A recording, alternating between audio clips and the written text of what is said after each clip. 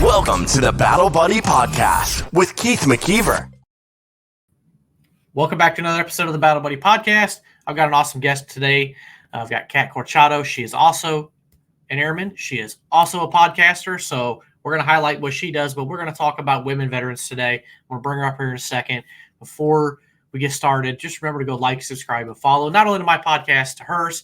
You definitely want to give her a listen. Without further ado, welcome, Kat. Thank you, Keith. So nice to be here. Absolutely. I am glad to finally be face-to-face with you talking, because I think we've talked a few times in Clubhouse. It seems like literally an eternity ago.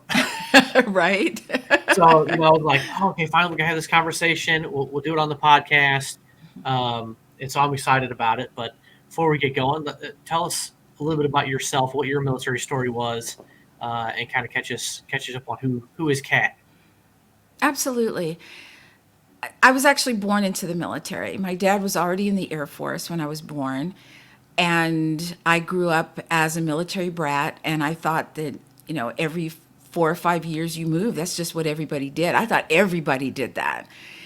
And it came time for me to graduate from high school, and I was already a single parent, and I kept thinking, what am I going to do? Because think back in the 70s. So I graduated in 75. And it was just difficult to figure out what I was going to do. And I thought, well, let me just go in the military for like 4 years. Let me guess. You did a little bit more than that. just a little bit. And I had a trade. I was able to take care of my son. I was able to take care of myself. And, every time it was time to re-up, my son was either getting into another school. You go from grade school to middle school, or something was happening. And I thought, well, let me just do another 4. Let me just do another 4. Let me just do another 4. And then I thought, holy crap, I've done almost 20 years. Yeah, you blinked and you wake You up. blink, Gosh, exactly. forever, huh? And so I've had the distinct pleasure of being a military brat, a military spouse, active duty military, and now veteran. Well, there's nobody better to provide a little perspective on things than that. So what did you do in the Air Force then? I was a communications project manager. So I was the one who brought in all the communications equipment that would be needed in a building. However, one of my biggest projects was to bring about the communications backup system to NORAD in case NORAD ever went down. And I think, if NORAD goes down, we're all screwed. Yeah, absolutely. That's pretty cool, though. It's amazing when you stop and think. I don't care who you are, where you served in the military, what branch, what job. You have to really think about it. We do some really cool stuff. We really do. Some really cool, neat stuff, adventures, all that. If you just take the time to look at the perspective of it. Well, you get to see some cool stuff, especially like NORAD. I actually got to go TDY to Colorado Springs and walk inside NORAD. And I thought, holy crap, I had no idea it's like a tiny city within this mountain. And it was just phenomenal. I'll never forget that. That was one of the places I was like, I wouldn't be upset if I got to see that. That'd be cool. It was very cool. I was security forces, and I never served in the nuke fields, but that was one place I didn't want to go. Why not? Why not? Where you're freezing for a reason. Right. Most of my tech school class ended up going to the nuke fields, and I remember sitting there. They're passing out all these orders, and there's like 6 of us sitting by. We're like, "Where's our orders? Where's the Air Force sending us?" And you're like, "Surprise!" I was one of like 6 that got overseas, and I'm like, I don't know how I got so lucky. I got UCO to Japan. Everybody else is headed to Minot or Barksdale. Yeah, my husband is actually a veteran, and he was the one who inspected those. That was his first job. Yeah, he said it. Yeah, what a Wyoming.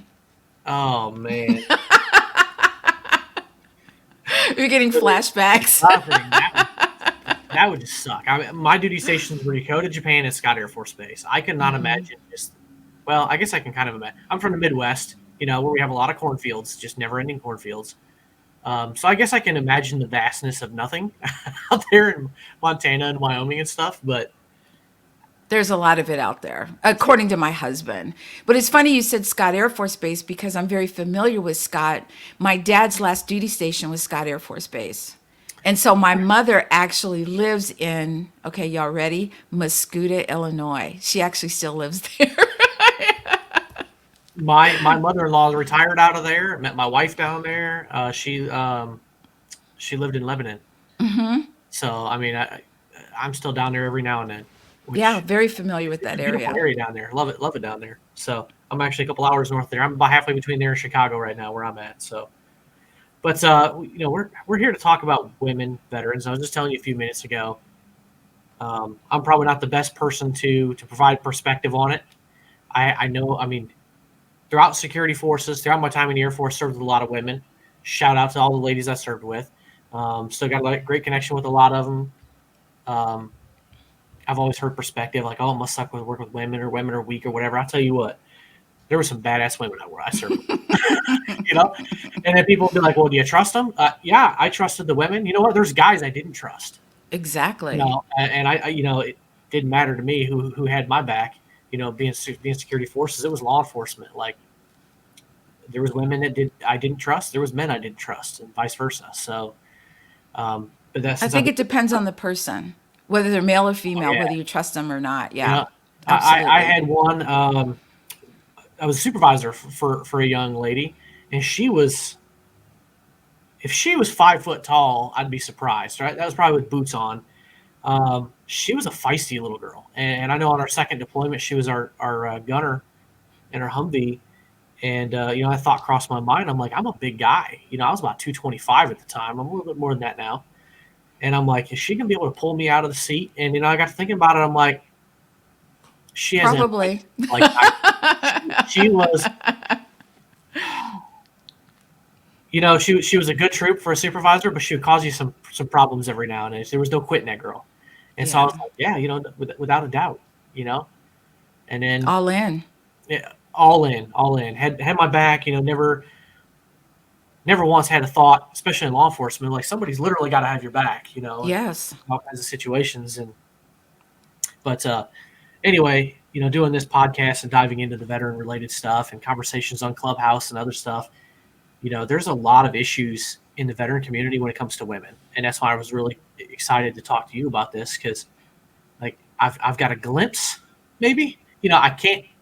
Obviously, I can't relate, but I know that there's issues with women being harassed going to the VA, identity, the things you kind of highlighted and talk about, identity recognition transition, and I was like, that's genius because there's a lot of issues there. So I just want to start and get your thoughts. Well, first of all, let's just back up and go into your podcast. Tell us a little bit about your podcast. It's just Absolutely. Well, my podcast came about because I'm gonna flash back. I got out of the military over 22 years ago. And I'm sure that there were organizations out there to help veterans, but I did not know about them. And so I like to tell the story that, if you're a sports fan and it's draft day, and the college first round draft pick, that's what I felt like coming out of the military. And I trotted out there and had my DD 214 in my hand and walked outside. Now I'm expecting balloons and music and confetti and organizations throwing money at me. Come work for us. And I walked outside and it was quiet. And I thought, wow, do I have the wrong day? What's going on? And I proceeded to walk forward and I did this free fall. And I didn't know what was happening. It was just this black hole type of thing. And, I said, let me just keep my cool and see what was happening because no one talked about this. No one talked about transition. And if they did, it was like, oh, it's great. It's this. They didn't talk about this part of it. yeah, welcome to the other And side. Like it's all sunshine and rainbows over here. right. So think of, for 10 of my 20 years of being in the service, I fantasized about being a civilian, what it's going to be like, all the things I could do, all the things I could talk about, all that type of thing. And you get out there and none of that matters because you're in this hole, you're in this space. And what I realize now is that we all go through it, but I think women go through it a little bit more, is you mourn your service. So you're straddling between the civilian world and the military world, and you don't fit in either one. And so you have to find you have to ground yourself. You have to get your feet on the ground to say, okay, I'm not a military person. I will be civilian. What do I need to know to be in this world? Because you forget, in the military, it's all about, service. It's about get the mission done. They don't care if you like the person you're with or not. They're like, look, just get it done. And you do. And when you become a civilian, it's a little bit different because what I found is that there are a lot of people out there who don't care that you served. And there are a lot of people who don't want to hear about your service. That's a good point. And the world doesn't work with, the buckle down, work as a team, communicate, get things done. Like the corporations just don't work that way. They just don't get it. It's frustrating as hell. Yes, there's no culture. And all the organizations want, we hire veterans, but there's no veteran culture. And in some instances, it's actually toxic to the veteran. And so it's just really, when you do your transition, I always tell people to, 2 years out at a minimum, start to know who you are when you no longer can put the uniform on. And so if I met you, Keith, and you had just gotten out of the military, and I'd say, Keith, tell me about yourself. You're not sergeant, you're not PFC, you're not captain, you're not lieutenant. You are now civilian Keith McKeever. And a lot of people don't know how to do that. I've said for a long time, I think what I've noticed talking to people, those that serve like 4 years and get out, obviously the transition stuff, because let's face it, you go in, officer or enlisted, you go through boot camp or training, you go through all that, you're fully indoctrinated into military culture. You do 4 years, you get out, it's difficult. But the people who've done 20, 25, 30 years, that is a vast, overwhelming majority of your life. You just don't know any different. Like, what is civilian? I could spell it. I didn't know what it was. I mean, I've been out 10 years and I'm still trying to figure out, it's like some things, point blank, some things are just going to be difficult. You're just going to just be frustrated sometimes, be like, why does it work this way? Yes. Why does nobody care? Why does nobody have pride in the way they show up, the way they work, being on time? I go to certain things and I'm usually the first person in the room for the meeting. You're probably early, aren't you? Or on time. 10 years, try to be. I've gotten better at it, but 5 to 10 minutes early. Mm-hmm. I think nowadays a lot of people think that being a few minutes early, and there was a study actually, they said they polled some people about what do you think being a few minutes early is, and they said anywhere between 5 minutes and 60 minutes.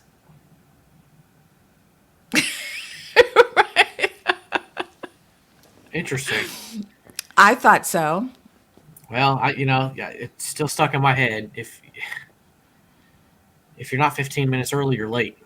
Absolutely. Even my dad, we would go on road trips, and my dad would say, if you're not in the car at 0800, you're getting left behind. Now, I'm not sure he would have gone through with that, but, as a child, you're like, no, you're not leaving me. I know, right? Yeah, I mean, sometimes I'm even like that still to this day. It's like, no, there's time. Like, it has to be done on time. Like, and it's difficult. It just takes time. Some of those things you learn, you may never unlearn. You just kind of got to learn how to navigate the system.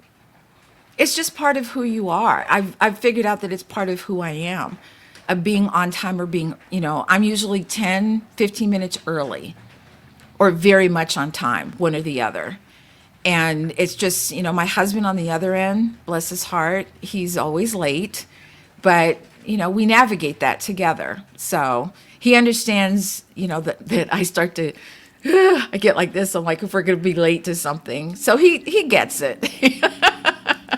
I have a real problem with, because my wife is that way. She'll take a little extra time, run late, no big deal. Like, but I'll get it in my mind. If we have to be somewhere at 5:00, it's already stuck deep in my mind. We have to be there at 4:45. Right. And I'm like, all right, yes. we got to get there, but I want to leave with an extra 5 minutes early just to, And so, like, in my mind, if we're not out of here by 4 to get there for a 20, 25-minute drive to get there at 4:45, if you're doing the math, that's not adding up,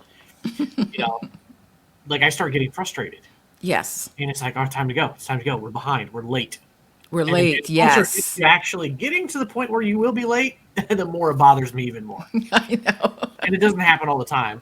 I found a trick for all the people out there that have to deal with a partner like that. You just, I hate to say it, but you lie to them. If you got to be somewhere at 5 and you need to leave at 4:30, tell them you need to be there at 4. That does work. Actually, Yeah, I've we're tried leaving that at on my 3:30. husband. It does work. We're leaving at 3:30. Really? That seems more early. No, that's what we're doing. Then you got to send a reminder and alarm clock anyway. Okay, it's not that serious. There's definitely a lot of issues there. So, so that all is what led to starting the podcast for you then? Yes, it was. Well, like I was saying, you flash forward 20 years and women were still talking about how hard transition was. And I thought, wait, we haven't fixed this yet? But now you've added in, now we're openly talking about PTSD. We're openly talking about military sexual trauma, all of this getting lumped in together. And I really wanted a safe place for women to be able to talk about these things. Because in the military, they sort of kind of don't want to hear about it. And then you get out and civilians don't care. Well, some of them don't care. But I wanted to be able to have this place for women to be able to share their story, because one person listening, it might help them. And then I kind of opened it up, and me being, a military brat and then a military spouse, I thought, well, when one person in the family's in the military, the entire family's in the military. And so I've opened it up to military spouses, military brats, and even veteran service organizations that I think do a great job in helping veterans. And so that's where my podcast started. That's awesome. And, you have a good, obviously a perfect perspective on it. But even if you would never have served, and there's people that never do, but just are military brats themselves, your life's different.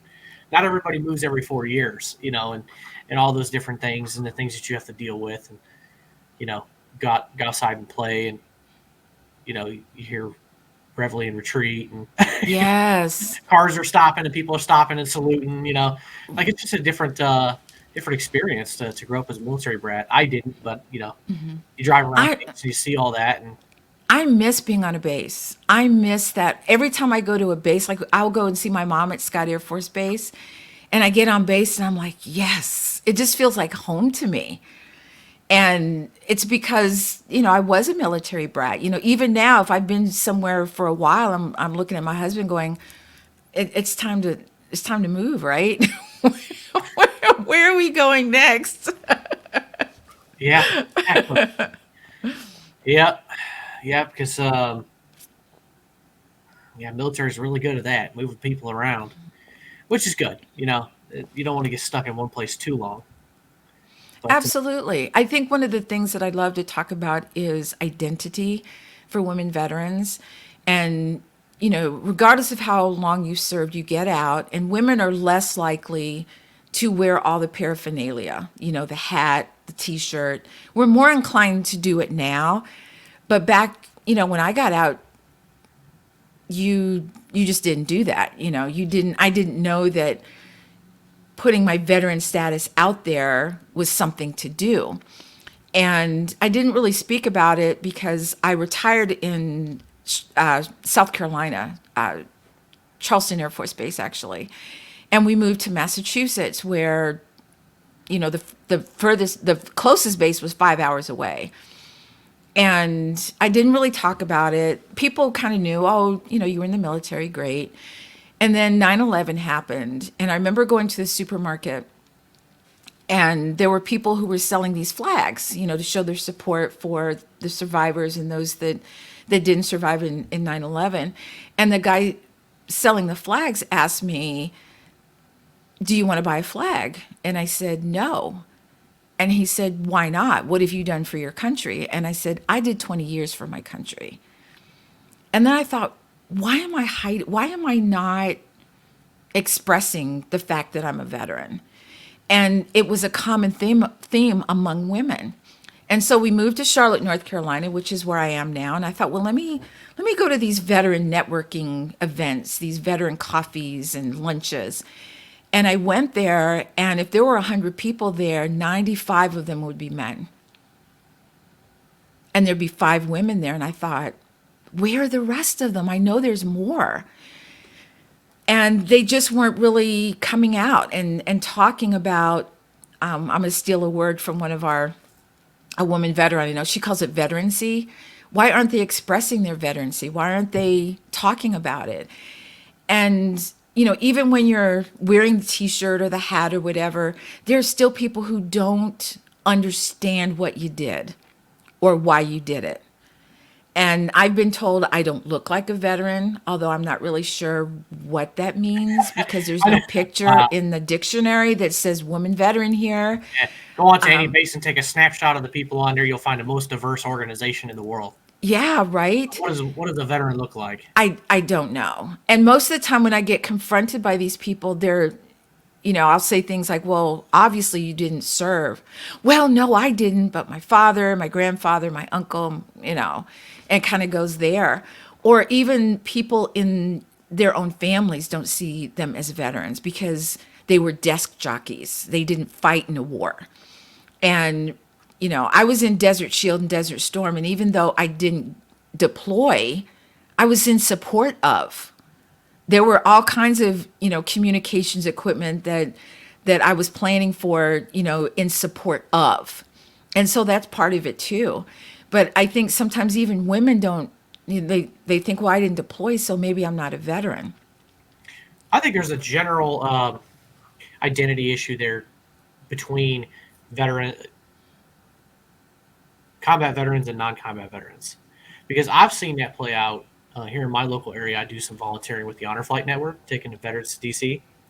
And I've talked to guys, and they're like, I'm not going to sign up. And it's like, why not? You're a Korean War era veteran or Cold War, Vietnam War, whatever. Well, I never deployed. I never was over there. And it's like, so there was still a job to do here. Exactly. I just told somebody the other day through a random conversation, I said, look, it's if the airplane's not guarded against threats and it's not fueled up and the pilots don't get good sleep and they don't get a full belly at the chow hall, right? And the maintenance guys didn't put a good new set of tires on it, the plane doesn't fly. Exactly. There's something bad happens, right? And that plane has to fly the supplies and the reinforcements and stuff like that to the combat zone. We all play an integral part. Yes. It's a team effort. But even when I wasn't deployed, we had team members that were deployed, and you knew, being back home, like, okay, I'm not deployed right now. They're doing the job, but I'm doing my job back here, holding down the fort, doing what we do. Yes. We're all part of a team. But not everybody looks at it like that. And that baffles me sometimes, because now I'm loud and proud. I'm like, yes, I am a veteran. What do you want to know? My argument to the people who didn't, especially like Cold War era, or sometimes in, roughly in your era, especially those sort of served in the 80s or the 90s or after Desert Storm, like, well, I didn't deploy, I didn't go anywhere. Okay, but we weren't attacked at that point in time either. We weren't, you did your job and we were safe. You did your job. You did your job, yes, absolutely. Honorably. You were standing watch, and we didn't get hit. Unfortunately, on 9/11, we got hit. We got sucker punched. We got hit right square in the jaw. It sucked as a nation. We all remember what that pain is. But, right. That's happened once. Because we've had people standing there to answer the call. So that's kind of the line I always give people, like, you did serve. Don't discredit your service. You signed on the dotted line. You made sacrifices. You got paid for your bumps and bruises and blood, sweat, and tears too. So, well, I think the identity thing for women is, the whole transition process is different for women than it is for men. And I will stand up to that to anyone, because think of it this way. So you have dual military, the husband goes to do his job, the wife goes to do her job, but when she comes home, she still has another job when she gets home. So when you think about transition, the the men can go and they network and everything, but when a woman gets out, she's more likely to be a single parent. So now she has to find schools, she has to find babysitting, she has to find a job. What is if she's relocating? She has to find a house. Who has time to say, "Oh, hey, I'm a veteran over here"? And that's the last thing on your mind. And then finally, when you get your feet on the ground and you've got things are running smoothly, or maybe in some instances not so smoothly, because women are more likely than men to be homeless coming out of the military. And then you look around and you think, wow, where are the other veterans? And so that's when you start to think, that's where you get this feeling of being alone, and you want to be part of that team again. Everybody wants to be part of that team. But when you get out, it's you, and you. I always tell people, they're saying, "Are you an entrepreneur?" And I go, "Yeah." They go, "Do you have a team?" I go, "Yeah, me, myself, and I." That's my team. You have some good points. Well, I think when it comes to identity too, you have to look at the numbers. I think I had read somewhere. I'm just going to say about 17%, something like that. 15 to 17% of the force last year before, something like that, was women. Mm-hmm. That's still a lot of women if you put it, calculate the numbers of that, but it's not a huge percentage. And those women all get out, and like you said, you show up and there's 100 people in the room and there's only 5 that are women. If you look at the numbers, sad to say, it's probably pretty good attendance, for 5% to show up. So, I think the problem is that when you do the network, and a lot of times women come to networking because there's an issue, there's a problem, either with housing, with a job, with something in particular. And it's a very difficult situation to be able to talk about those things with all of these men present, because they don't understand that situation. They're like, "Well, why don't you just do this? And why don't you just go here?" And it's not that simple. And so to be able to connect with other women veterans, talking with them one-on-one, finding out what are they dealing with, and being able to say, "Okay, I know about this organization. I think it would be great." Giving them that warm handoff. So if I said, "Keith, oh, I've got someone great for you, call this person." Well, you don't know who they are. You've never met them. But if we got on a Zoom call together and I said, "Keith, I want you to meet this person. I think they'd be able, you'd be great, and you guys are vibing," then I can back out of the picture. That's a warm handoff. And I think that's what veterans need is, not just calling somebody that you don't know, although you can, but it's that warm handoff. It's just like when you have a resume and you send your resume to an organization. I don't think resumes get you jobs. I just don't, especially for veterans. I feel that it's who you know in your network, other veterans, and say, "You know what? I know somebody who'd be perfect for you. Let's connect." Oh, there's definitely something to it's not what you know, it's who you know. Absolutely, especially when you're a veteran. You know somebody, just something like that, where I think a lot of people would say that's how people in general tend to get the good jobs, no matter if you're a veteran or not. You just know somebody who knows somebody. Somebody puts a word for you, and you kind of skirt the line on there, or you put the right thing to get your resume at the top of the list, or whatever the case may be. And I think it's veterans helping veterans. I think that's where we are going to excel. And I think now other civilian organizations are realizing that, and they want in. They're like, "Hey, we like veterans too. We like to, hire veterans." But, I always ask the question, when you're in the interview and the interviewer says, "Do you have any questions for me?" We go, "No."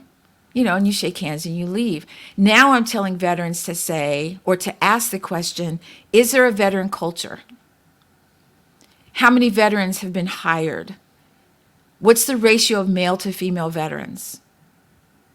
If they have never hired a veteran, you're going in there at your own risk. Darn good point. And people do need to realize an interview is an interview. It can go both ways.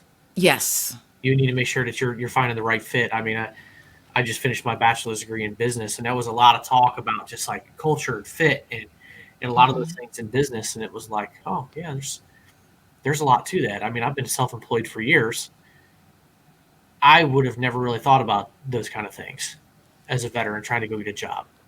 But I didn't. I mean, I'd want to connection to the community or a community is huge.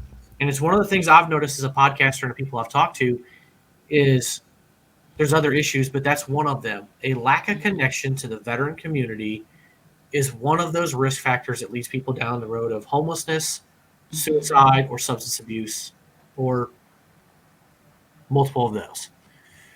You need some sort of connection. I know I've connected with some people on some Facebook groups online. It made a world of difference in my mindset.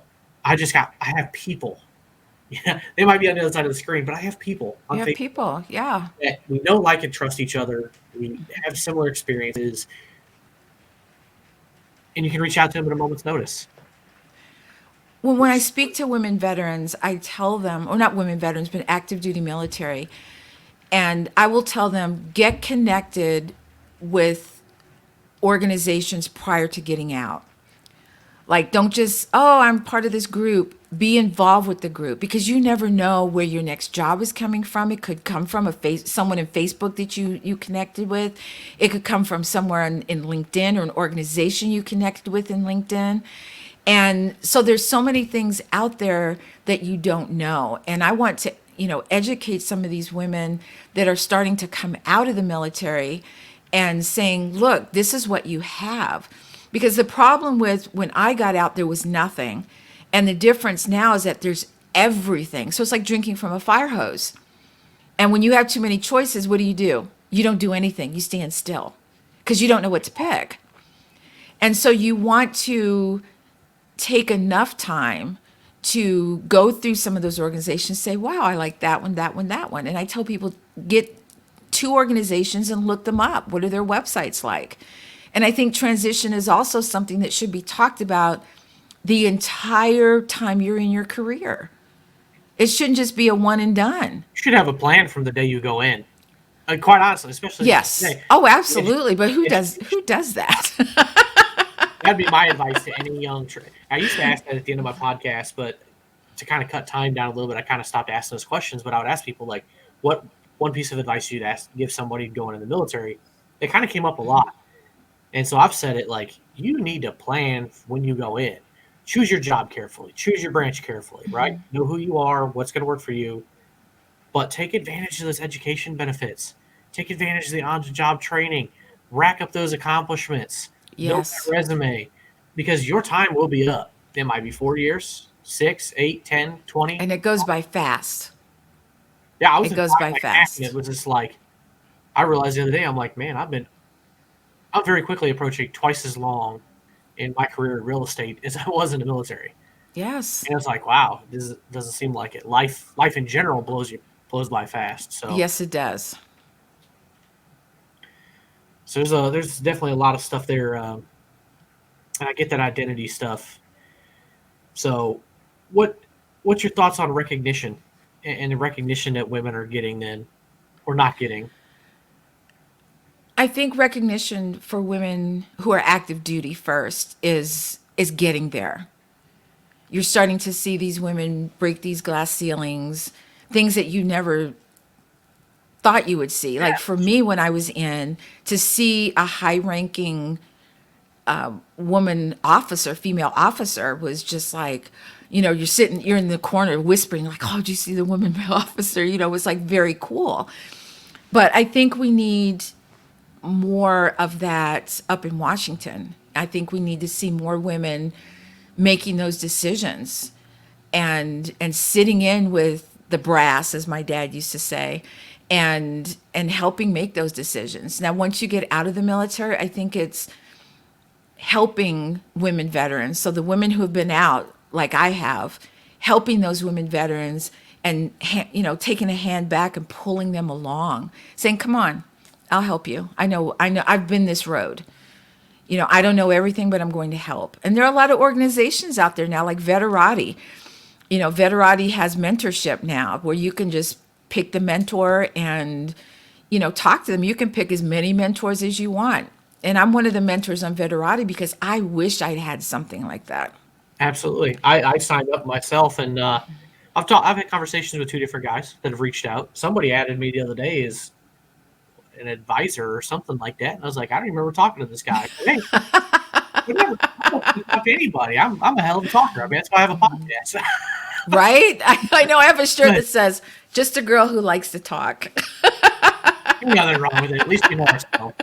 But you kind of said something about the glass ceiling, and my first thought was, breaking down barriers, showing people a path forward. As Air Force veterans, I love the fact that right now, if you look at the Air Force leadership, our top general is a black man, and we have a woman as the Chief Master Sergeant of the Air Force. Yes. A couple of firsts.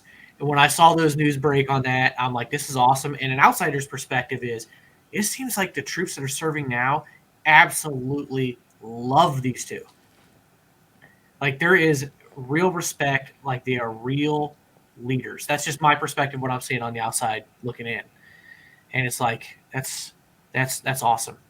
Because I can't say that it's always been the case that you've got leaders up there that everybody seems to have a respect for. And you have respect for the rank, but you have to respect the rank. like in this case, like I said, outsider's perspective, it seems like a lot of troops that are still serving in the Air Force have a respect both ways. And that's a big deal. That's a big deal. And I think along the lines of, the women and some men who are dealing with sexual harassment and military sexual trauma, I think it's imperative that we have women in these high-ranking positions, to be able to put policy and change the culture and put policy in place to protect these people. The ones that are, that it happens to them, but they're in command they're like, okay, whatever. And they move the perpetrator to another base. And you're like, oh, well, that helps. Yeah. And so I think we're making strides in that direction. And I'm so happy to see that happen, because when I was in, like I said, a female general, yeah, good luck. A female full bird colonel, yeah, good luck. Not that it didn't happen then. I wasn't privy to it. So where I was stationed, meaning I didn't hear about it and I didn't see it. So for all those women out there that you were a full bird colonel or higher, I didn't get to see you, so I'm sorry. But I didn't get a chance to see that. But it's wonderful to see these changes that are being made, and changes in the uniform. Women are in the military, especially in the Air Force, they can have their ponytails and it's hanging down, and it just warms my heart when I see. I've seen so much backlash on that when I think the Army relaxed their standards a little bit too, if I remember right. So much stuff on TikTok and other social media. And it's like, why do you really care how a woman wears her hair? The only time it matters, just like a guy's facial hair, does it matter if you're wearing a gas mask? Does it matter if it affects your job or the safety of doing your job? Then maybe that you should do something. But right. Yeah, if it's a safety issue, absolutely. I would want to put my hair up, but I just came back from Norfolk, Virginia, and I was at the Joint Women Leadership Symposium, and seeing all these women from the Army, the Navy, the Air Force, the Marine Corps, the Coast Guard, and Space Force, and seeing them in uniform, and it just warmed my heart, to see this. And I thought, I want to put the uniform on. Then I thought, no, it probably won't fit. So let's just nix that. Well, that happens to about 90% of us. And it's weird. It happens next week, you take that uniform off. Next week it doesn't fit. Yeah. But I just love the changes that are happening. There are, panels that they're talking about these issues, and it's nice to hear, because back in the day they would just shove stuff under the rug and leave it alone. And now they're openly talking about all of this. And it doesn't matter, like, we were talking earlier, it doesn't matter who you're serving next to. If they have your back, they have your back, period. And that's all you want. That's all you need. Yeah. And, it's hard being an individual in the military. because you all look the same, wearing the same uniform. But, that's where your personality comes out. That's where you start to be more of a people person, and really, and especially as a supervisor, to really see the people that you're supervising, not just as your subordinates, but as people that are helping you on your team. That's how I Absolutely. like to think about it. Well, speaking of subordinates, and you mentioned military sexual trauma earlier. We've kind of hit on culture, toxic leadership, stuff like that. I see a lot of stuff on TikTok, and I've had a couple of guests come on my show and talk about military sexual trauma and their experiences. It's absolutely sickening. And it's sickening Agreed. to sit there and see the leadership just turn a blind eye, protect somebody. And on one hand, I understand that there's a mission. The mission has to happen, but they're not taking care of the people. You take care of the people, the mission happens even more efficiently, and everybody gets along, and it's better. But some of these stories that I hear, it's just the hoops that they have to go through, the stigmas, the name calling, the perceptions that they have around the unit. It's just, that sucks. And I think back to my time in, and I'm like, I had female troops. I had one that had I guess we'll say a mental breakdown. Could never figure out why. Never got to the bottom of it. Nothing like that ever came up. And all these years later, as these stories kind of come out and it's more mainstream, it's more talked about, I can't help but sit back and think, what happened?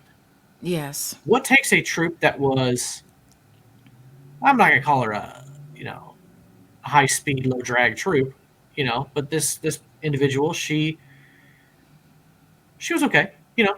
She was learning, kind of new, and all of a sudden to have a mental breakdown for no known reason, and then as a supervisor, they're looking at me like, what happened? I don't know. She never opened up and told me, but then I'm a male supervisor. Right. And she's not going to open up to you. Exactly. And I'm Yeah. like, I can't help but to think, and I have no idea where this person's at right now. Obviously, protecting their identity and all that stuff, but it's like, wow, this is I can't help but to wonder if that happened. Or to wonder, all the women I worked with, how prevalent was that even in the units I served in, and I didn't even know? How much of that was happening right under my nose And you had no idea. that they never said anything? They never even how about those that never even shown any indication, non-verbally or anything, that anything was wrong? Just I kind of, truly believe that. just pressed on with their life and not say anything. And Right. that's sickening. I think that there should be an independent someone, probably female, who is familiar with the military. Maybe you was in the military at some point. Now they're a civilian. That when something like this happens, that this person is someone that these women can go to. Like if it happened at a base, this woman would go to this base. She would do this independent review or whatever, talk to all the individuals, and then report right back to Washington, not to the commander of the base or the commander of the squadron, but goes right back to Washington. This is what I see. This is what happened.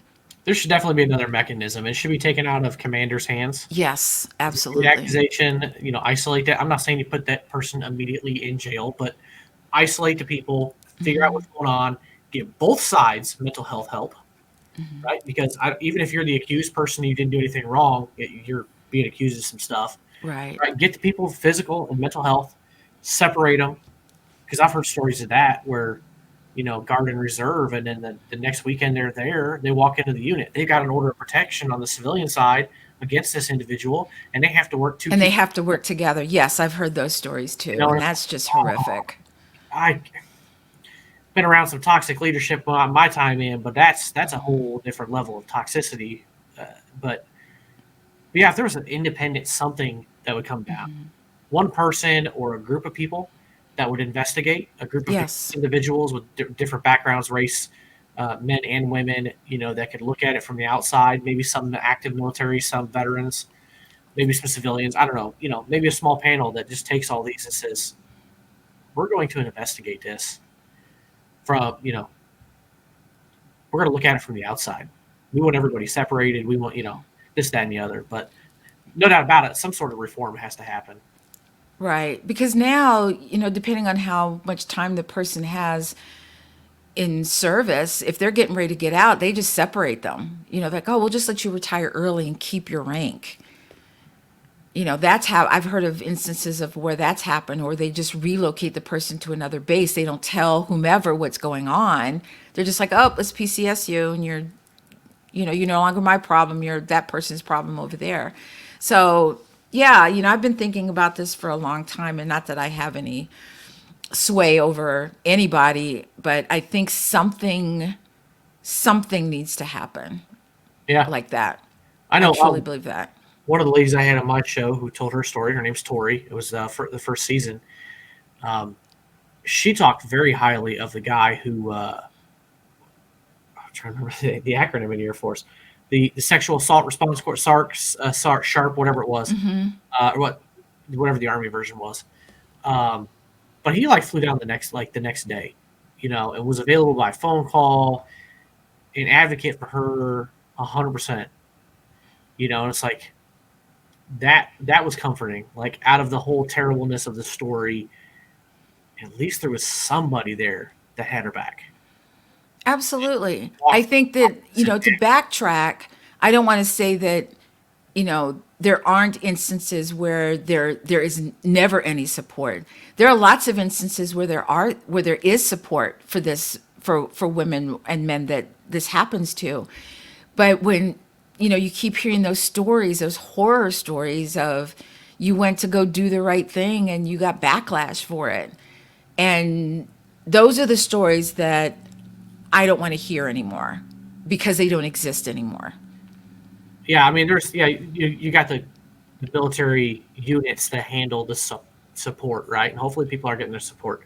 But there is something for outside of the military channels. Yes, because it can't be swayed. Exactly. And minds are maybe even something that's volunteer, where you have a volunteer service where people have to be vetted and stuff to get into it, but no monetary anything, just a volunteer to listen, provide counseling, whatever. Because that's the worst part. You're violated by a team member. You have toxic leadership. Now people are talking about you behind your back. How do you continue on with that career? There's no safe space for that person. You know what I mean? You can't go to the dorm. You can't go if you're living on base. There's no safe place for you, and that can end up to be tragic. Yeah. Well, there's the mental health aspect of it too. I mean, that follows you for the rest of your life. Every victim of military sexual trauma, or rape on the civilian side, even. I mean, that's something that follows you for the rest of your life. Yes. So that's I 100% agree. There should be something. Maybe we'll just cross our fingers. Maybe I'll just send this after I release. I'll just send it to all the politicians and be like, listen to us, listen to Keith and Kat. Okay, we need you to do this.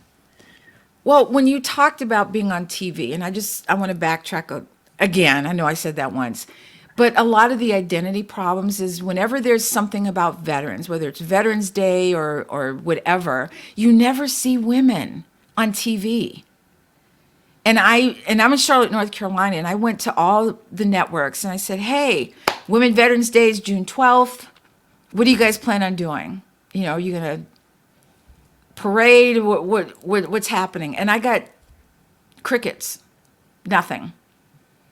And when it's Veterans Day, and I look for this stuff now, and I look to see if there are, going to be a woman featured or just a picture of a woman, something, but I don't see anything. And I think that's part of the identity problem, because when people get used to seeing us women as veterans on television, then I think the identity problem is going to probably go down a little bit, that it's going to kind of dissipate. I would agree with that. Yeah. The more, just the more awareness. Yes. Where you're used to repetitively seeing something like that.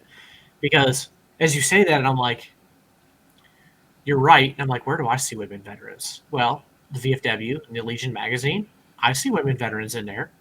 I see them in the Facebook groups, but I'm a veteran. Yeah, You know, like, exactly. You're what, you're what, programmed to see that. you know, what do civilians see? Like, what, it, it's hard to say, what their perspective is, because you and I aren't going to see it that way. Yeah, that's true. But I think, civilians are looking for something, and I don't even know what it is. Both my husband and I are veterans, but, if we walk up to someone and my husband, bless his heart, will say, yes, we're retired military. And all of a sudden, all these questions, oh, what did you do? And blah, blah, blah. And my husband will say, she's the retiree. And then it's like, oh, thank you for your service. And you're like, what? You can ask me the same questions. And that's the other thing. Okay, one of my pet peeves. I've heard this before, the direction you're going. So Thank you for your service. Okay, honestly, it's very dismissive. If you don't have time to speak to the veteran, I get it. Just say thank you for your service. At least mean it. Don't just say it. But if you have time, say thank you for wearing the uniform. Because you know what that says to the veteran? It says that you understand the sacrifice that I made by wearing the uniform. And that's so much more meaningful to say, thank you for wearing the uniform. I even say it to other veterans. Thank you for wearing the uniform. I think it's important. yeah, So I'm sorry. Okay, and now I'm going to get off my soapbox. I've gotten to the point, like Vietnam veterans, it's highly publicized, what Vietnam veterans came home to. I've gotten to the point that when I see a Vietnam veteran, I always go up and I say, welcome home. Absolutely. Like, glad to have you back, and just something. But yeah, that thank you for your service, it just feels so empty. Doesn't it though? And it's like, what do you say back? And I heard somebody say once, well, thank you for your support. Well, that almost feels empty going back. Thank you for your support. Sometimes I catch myself be like, well, most of it was a pleasure. Yeah. You get a weird look, and it's like, But I think there's no question when you say thank you for wearing the uniform, it's very direct, it's very complimentary, and both people understand what's being said. Thank you for your service. Okay, what service? What service are you talking? You know what I mean? It's very general. yeah, there's a So, lack of genuineness to it. yes, Or you could come up and you could say, hey, I noticed you're a veteran, and I just want to say thank you so much for being the kind of person that would stand up and protect our freedoms as Americans, and I appreciate it. absolutely. Something along those lines, Yeah. like that would take me back. I'd be like, oh, I know, okay. I'd be a puddle. I would just cry. I would just like, oh my God, thank you so much. Yeah. But, it's just like, when somebody has a death in their family or a sickness in their family, I think a lot of people are just like, I don't even know what to say. So it's a lot of that, because I get it all. I mean, you mentioned kind of identity earlier. Like, I really didn't mention my identity as a veteran much either for a number of years until I got to know people through volunteering day for things, and then through this podcast, and then over the last couple of years, I'm like, I'm not ashamed to be a veteran. Like, I want to celebrate the fact, like, it was a huge part of my life. Huge part. You know, Yes. I'm only 37. I served 5.5 years. I did 2 deployments to Iraq. I was in Ecuador. I mean, I did a lot of cool stuff. Not as cool as some people, those darn Navy SEALs out there doing their cool stuff. I sat in a pickup truck behind an airplane quite a bit. Wasn't nearly as cool, but still, like, you do a lot of fun stuff, but at a young age, I was 21 when I joined. You're a young adult. It forms Yes. a lot of who you are as an adult at a young age like that. Even 5.5 years shapes who you are. Still to this day, like, as organized as I am, and the different little things that I do, I'll be like, the only reason I do is that. Right. You're like, damn it. My wife has to tell me to slow down on eating all the time. She's like, "Are you going to taste it?" And I'm like, "I am." Just shovel it in. Just shovel it Don't you in. ever come over here with a big old hat on? But it's who we are, I guess. I know. I think we have to, toot our own horns and help other people realize that being a veteran is amazing, and you've got an amazing network. I like to tell women that you have membership to a club that you didn't even know you had. Use your network, use your membership. Yeah. Well, we got a huge family. I forget the exact, they say the 1%, whatever. I think total veteran population is about 5%, something like that, last I read. That's not a lot of people. We have a big family, big, crazy, dysfunctional family. Um, but it's also a big network. And what a lot of people don't celebrate and what they should think about when wearing something that identifies you as a veteran is we should be proud of the things that look at your civilian counterparts. We are far more organized. We show up on time. We're consistent. We are no nonsense sometimes. Get stuff done kind of people. We understand rank structure and position and all those different soft skills that you get, the things that you don't put on resumes. Right.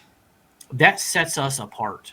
The things that frustrate us about civilians that we're like, oh my God, why do they not get this? Those are skills. They And are that's what skills. good employers are looking for. The ones that really do care about hiring veterans and value that. So those are the kind of things that we need to be like, don't be afraid of being a veteran. Be proud of it. Like you earn skills that, well, if you joined at 18, 19 years old, if all of your friends went to college, did you earn, I mean, we all learned skills at that point that they didn't learn. Oh, yes. I truly believe that. There are things that I learned that even now I'll go, oh yeah, I did learn that in the military. Might as well say, where did that come from? I'm like, oh, I think that was a military thing. But just understanding that even when you come out of the military, that there are organizations that aren't going to understand what you bring to the table. Because I tell this story a lot, is that when I first got out of the military, I was going to, project management, right? Great job. I should be able to just slide right into a job. And I went to an interview, and I swear the interviewer was like 12 years old. He had no hair on his face, and he goes, wow, 20 years. And I go, yeah. And he goes, where's your degree? I said, do you see those 20 years there?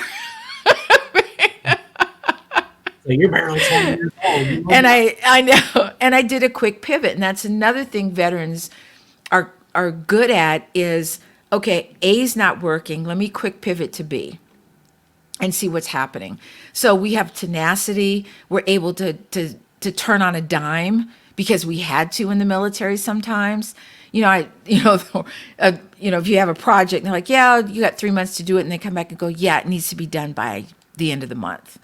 How many times did that happen? And so, we're good at those things, but a lot of civilian organizations don't value those types of things because I don't think they understand what it is we bring to the table. And it's a lot. I absolutely agree. And that transition is definitely tough for everybody. And it's a lifelong amount of lessons, but I know there's a lot of issues when it comes to female veterans and transition when it comes to like VA care too, because I read statistics somewhere that like 1 in 4 women that walk through the doors of a VA, and I have called men out on this before, and I'll do it again. 1 in 4 women that walk through the doors of a VA are sexually harassed. And my That's challenge to other men is, if sad. you see that shit, step up. It Don't shouldn't be that way. It don't let should that. not be that way. You know what I mean? Like that's back to the big happy family thing. That's Big Brother saying some inappropriate shit to little sister. Right. You know, like like you just can't let that happen, and that's just sad. And ever since I learned that, I've been a lot more conscious of that walking into my local VA. I Like love that. where are the women veterans sitting? Like what is going on? Of course, I've got a small clinic here, so there's not that many people in there, but it's like, is this stuff happening? You know what I mean? Yes. Because you don't see it, but you hear it. You're like, wait, what? This is happening? And I still hear about stuff today, and I'm thinking, why does this keep happening? Because, during, the whole Vanessa Guillen issue, as sad as it is, my husband asked me, he said, did were you sexually harassed or anything? And I said, no. There was a guy once that, he liked to look over my shoulder when I was typing. And I remember looking back at him and I said, do you want to back up, please? You're kind of in my bubble. You're in my space. But, and I'm sure it did happen during my era. It never happened to me. Not that I expected it, but it's just, it should not be happening. It just should not be happening. I'm just going to put it out there. This should be zero tolerance. Zero. Period. What blows me is like, how do, where's that mindset come from that it's okay to do that? I guess my perspective was different. I had a father who was very, if my father would have done something like that, I'd have been surprised. He was just that kind of good guy. But then after he passed away, it was just my mother and my sister and I for a couple of years. And we always had girls that were always hanging out in my group of friends, my buddies' girlfriends and stuff like that. So like spent around a lot of time around women. Couldn't possibly imagine saying some of the things that I hear some guys say. I'm like, what kind of household were you brought up in where you think it's okay to talk to people like that? Absolutely. But obviously the kind of household that allowed that type of thing to happen. Generational. I mean, just sexism, racism, like just go down the list. All the isms. That's where this stuff comes from. It's generational. It definitely is. So it's a shame though, but hopefully the next, all it takes is one generation to stop that and then switch that cycle to something more positive. So I think it's happening. After these past few days and seeing these women, I'm just like, yeah, this is badass. That got a lot of press, and that brought a lot of eyeballs on issues, podcasts and television interviews about military sexual trauma and and issues, social media in general, even. Mm-hmm. I mean, it just brings more eyeballs and awareness to things, and hopefully things get better. And hopefully, next time I talk to you, you'll tell me that you found a Women Veterans Day parade or event. Right? It's coming. It's coming. I mean, I never heard of anything around here either. Like, come to think of it, like, why not? I live in a community we've got active duty small group of active duty Coast Guard here. We've got Air Guard, Army Guard, and we have Navy and Marine Corps reserves. So we've got a fairly large veteran community for a small town around here. And I'm like, I don't think we have anything for that. But all the VSO organizations should put their heads together and figure it out.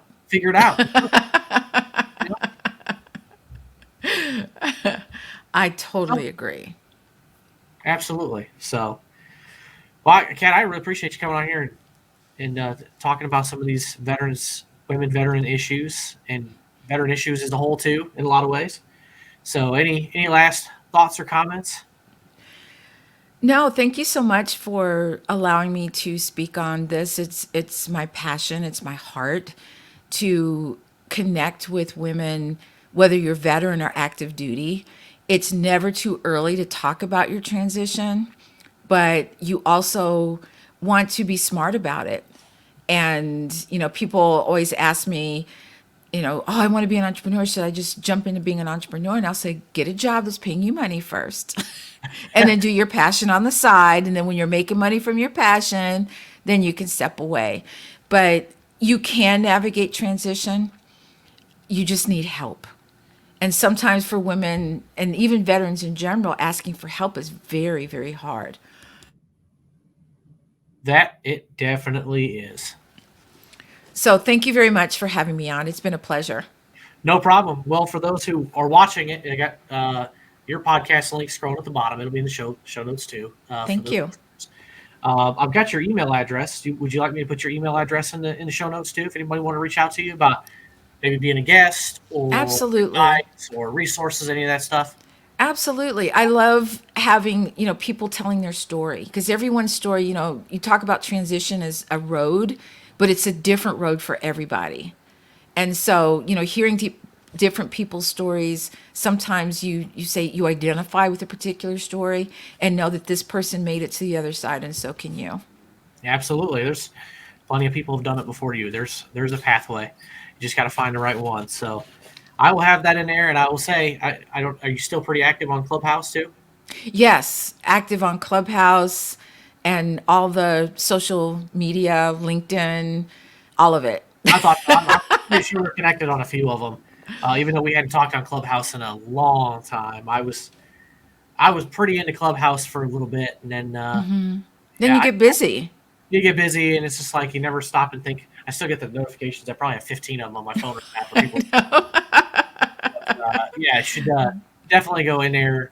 If you're on Clubhouse, go connect with Kat because I know there's been great conversations, even though it's probably been a better part of a year since I've been kind of active on there. But it's great conversations on all the stuff that is going on. And if you're a woman veteran, sometimes maybe that's just what you need is just to have conversation in those smaller, a little bit more intimate settings. There might be 10, 15 people in there.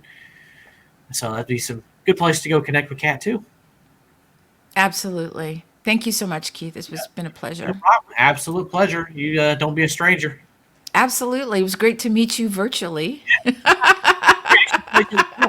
time instead of a Clubhouse photo. Right. Thanks, Kat. I appreciate it. All right. Bye. There you go, folks. If you enjoyed that podcast, remember all the links will be in the show notes. You can go check out my website, battlebuddypodcast.net, for all kinds of resources. You know, I'm always trying to update that. If you are struggling, the National Suicide Hotline number is 800-273-8255, or you can text 838-255.